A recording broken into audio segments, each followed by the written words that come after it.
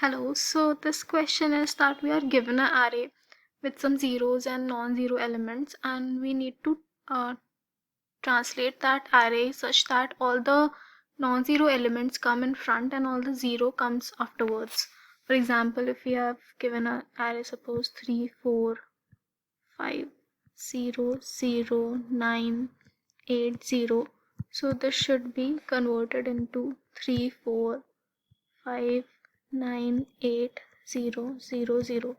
So just make a notice that it is in the same order. For example, if whatever the non-zero numbers are present in our original array, it is in the same order, and we need to store all the zero elements at the last. So a simple solution can be, you can count all the zero elements, and or maybe while traversing you can have a different array of same size and store all the non-zero elements first and then zero elements at last. But that will have a space complexity, like you need an extra space to do this thing. So the solution of this problem is pretty simple, which we can do in just 2 steps. So let me delete this and then we can do. Okay, so what we need to do is we need to traverse from start to end, and whenever we encounter a non-zero number, we will keep a count of non-zero numbers which will be initialized to 0. So whenever we encounter a non-zero number, what we are going to do is we need to replace the a of I with a of c. Not replace, actually whatever the counter position is, we'll store the non-zero element here. Okay, for example, if suppose our count is 2 3 is our array is 2 3 0 0 9, so this will be the third non-zero number, right? So its correct position is 3, right?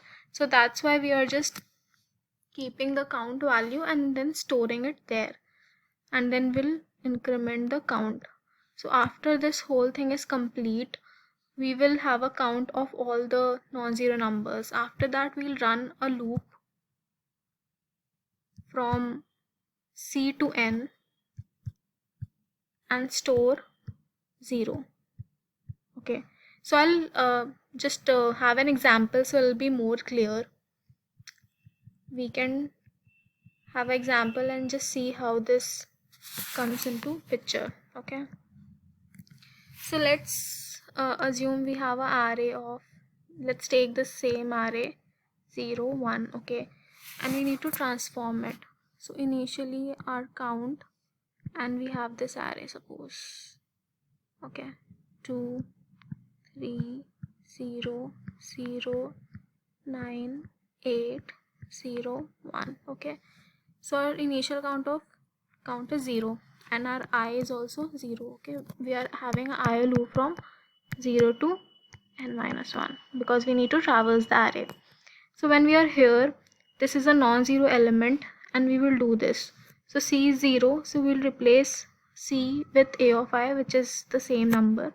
Then our count will become 1 because we have encountered one non-zero element. Again, this is a non-zero element, so we'll replace this with the current element and our count will become 2.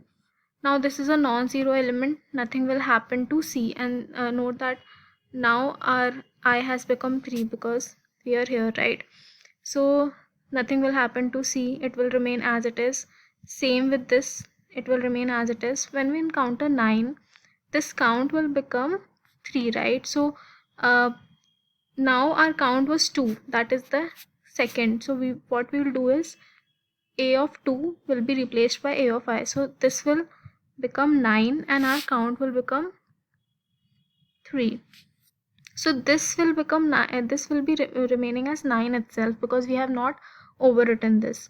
Again, when we encounter 8, our counter pointer was here, remember, so this will go here, this will become 8.